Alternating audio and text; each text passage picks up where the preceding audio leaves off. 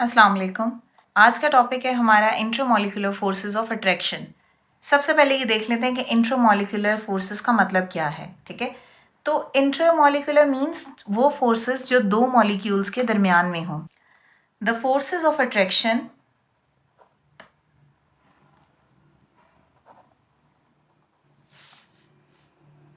Between the molecule of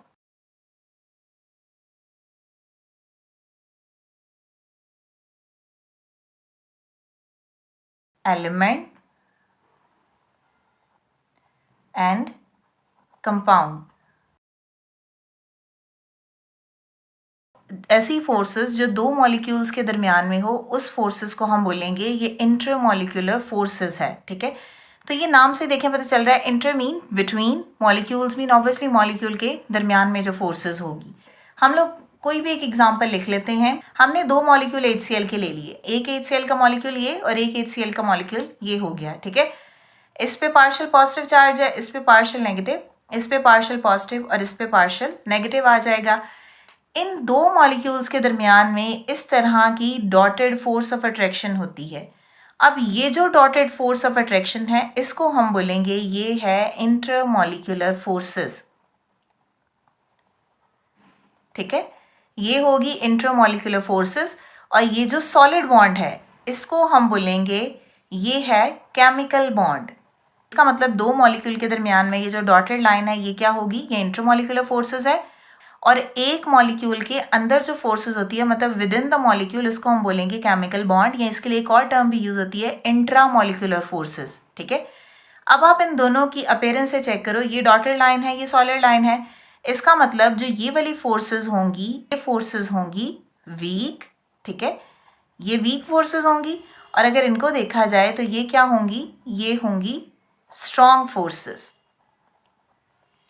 ठीक है, तो ये कंपैरिजन में हमने देख लिया कि सॉलिड लाइन केमिकल बॉन्ड है या फिर इंट्रामॉलिक्यूलर फोर्सेस, और जो डॉटेड लाइन है वो इंटरमॉलिक्यूलर फोर्सेस है, और ये वीक बॉन्ड है। जनरली ये फोर्सेस जो हैं वो वीक होती हैं केमिकल बॉन्ड की निस्बत। मैटर्स में इंटरमॉलिक्यूलर फोर्सेस को देखें, जैसे सॉलिड, लिक्विड एंड गैस में इंटरमॉलिक्यूलर फोर्सेस जो हैं वो सॉलिड में कंपैरेटिवली स्ट्रॉन्ग होंगी और गैस में वीक होंगी। इंटरमॉलिक्यूलर फोर्सेस भी दो तरह की होती हैं, कुछ फोर्सेस वीक होती हैं और कुछ फोर्सेस स्ट्रॉन्ग होती हैं। जो सॉलिड हैं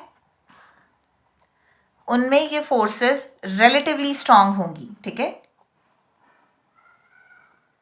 रिलेटिवली स्ट्रॉन्ग होंगी।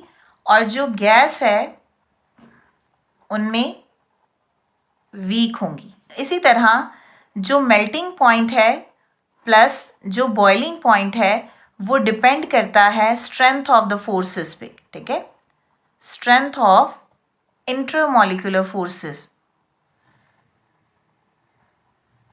जो मेल्टिंग एंड बॉइलिंग पॉइंट है कंपाउंड्स के, वो डिपेंड करते हैं स्ट्रेंथ ऑफ इंटरमॉलिक्यूलर फोर्सेस पे। अगर किसी कंपाउंड का मेल्टिंग एंड बॉइलिंग पॉइंट ज्यादा है तो इसका मतलब है कि उसमें strength of intermolecular forces strong होगी। किसी कंपाउंड का मेल्टिंग एंड बॉइलिंग पॉइंट कम है तो ऑब्वियसली उसमें स्ट्रेंथ जो है वो वीक होगी फोर्सेस की। अब जो इंटरमॉलिक्यूलर फोर्सेस हैं वो दो तरह की होती हैं, यानी इसकी टाइप्स देखते हैं। एक क्या है, डाइपोल डाइपोल फोर्सेस, और दूसरी टाइप है हमारे पास हाइड्रोजन बॉन्डिंग। ठीक है, आज हम सिर्फ जो है वो डाइपोल डाइपोल फोर्सेस को ही डिस्कस करेंगे।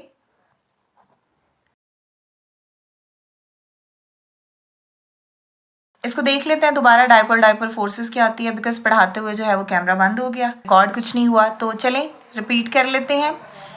तो डाइपोल डाइपोल फोर्सेस हमने कहा कि क्या होती है कि ऐसी फोर्सेस जो मॉलिक्यूल्स के दरमियान में प्रेजेंट हो, और मॉलिक्यूल कौन से होने चाहिए, पोलर होने चाहिए। पोलर कंपाउंड्स का मतलब क्या होता है कि आपने देखें केमिकल बॉन्ड में पढ़ा हुआ है polar and non polar. Polar का मतलब क्या होगा, ऐसे कंपाउंड जिनमें कोवेलेंट बॉन्ड हो और जो दो ऑपोजिट एटम मिलके बॉन्ड बनाते हैं। ठीक है, तो हमने यहाँ पे एग्जांपल ली HCl की। अब अगर आप पोलर कंपाउंड को समझना चाहोगे तो यहाँ पे देखो, ये जो बॉन्ड है HCl के दरमियान में, ये इलेक्ट्रॉन के शेयर्ड पेयर से बना है, मतलब शेयरिंग ऑफ इलेक्ट्रॉन से बना है। अब यहाँ क्लोरीन अपना एक इलेक्ट्रॉन शेयर कर रहा है और हाइड्रोजन अपना एक इलेक्ट्रॉन शेयर कर रहा है।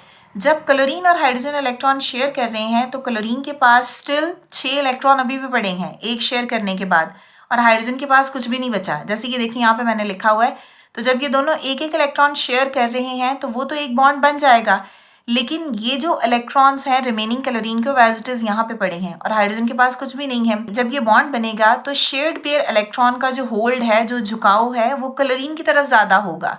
क्यों? क्योंकि उसके पास इलेक्ट्रॉन पड़े, झुकाव क्लोरीन की तरफ ज्यादा होने की वजह से क्लोरीन पे चार्ज आ जाएगा नेगेटिव और ऑब्वियसली हाइड्रोजन पे चार्ज आ जाएगा पॉजिटिव। पार्शियल क्यों लगाया जाता है? बिकॉज इलेक्ट्रॉन शेयर हो रहे हैं, ट्रांसफर नहीं हो रहे, तो इसलिए यहाँ पे पार्शियल लगेगा। ठीक है, तो ये क्लियर हो गया कि ये पोलर कंपाउंड में फोर्सेस पाई जाती हैं। अब हमने 3 HCl के मॉलिक्यूल्स ले लिए और हमने तीनों को यहाँ पे ऐसे लिख लिया। ठीक है, तीनों पे हमने चार्जेस लगा दिए, पार्शियल, पॉजिटिव एंड नेगेटिव। ये डाइपोल का कॉन्सेप्ट समझ लेते हैं। तो यहाँ पे देखिए 3 मॉलिक्यूल्स हमने लिए। 3 मॉलिक्यूल्स में जो ये वाली डॉटेड लाइन है ये इंट्रामॉलिक्यूलर फोर्सेस ऑफ अट्रैक्शन है। लेकिन ये इंट्रामॉलिक्यूलर फोर्सेस ऑफ अट्रैक्शन की कौन सी टाइप है? ये है डाइपोल फोर्सेस। अब इसको समझ लेते हैं। एक मॉलिक्यूल का हमने नेगेटिव हिस्सा यहाँ पे लिख लिया, इसके दरमियान में ये अट्रैक्शन है, और दूसरे मॉलिक्यूल का पॉजिटिव हिस्सा लिख लिया। तो देखें 2 पोल बन गए, डायपोल बन गया। मतलब डायपोल मीन 2 पोल बन गए। अब इन 2 पोल के दरमियान में जो अट्रैक्शन होगी उसको हम बोलेंगे डायपोल। ठीक है, अब इसी तरह जाहिर सी बात है यहाँ पे भी हाइड्रोजन फ्री नहीं होगा, ये भी किसी ना किसी क्लोरीन से मिला होगा, और यहाँ पे भी क्लोरीन फ्री नहीं होगा, ये भी किसी ना किसी हाइड्रोजन से मिला होगा। तो ये ऐसे ही जो है वो आगे से आगे बॉन्ड बनाते जाएंगे। तो ऐसे ही 2 पोल बनते जाएंगे जिसको हम बोलेंगे डाइपोल फोर्सेस ऑफ अट्रैक्शन। जिन कंपाउंड्स में dipole forces of attraction present होती हैं उनके melting and boiling point relatively strong होते हैं। ठीक है,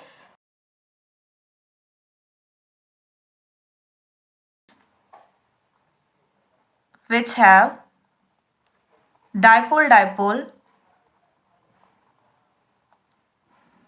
forces of attraction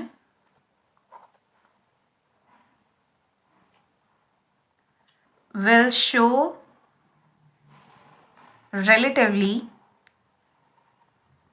high melting and boiling point। Clear है? ऐसे कंपाउंड जिनमें डाइपोल फोर्सेस ऑफ अट्रैक्शन होगी उनके मेल्टिंग एंड बॉइलिंग पॉइंट भी ज़्यादा होंगे, मींस ये कंपैरेटिवली स्ट्रांग होंगे। क्लियर है? तो ये आज का हमारा छोटा सा टॉपिक था। अगर इससे रिलेटेड आपका कोई भी क्वेश्चन है तो आप कमेंट्स में पूछ सकते हैं। नेक्स्ट वीडियो तक के लिए अल्लाह हाफिज़।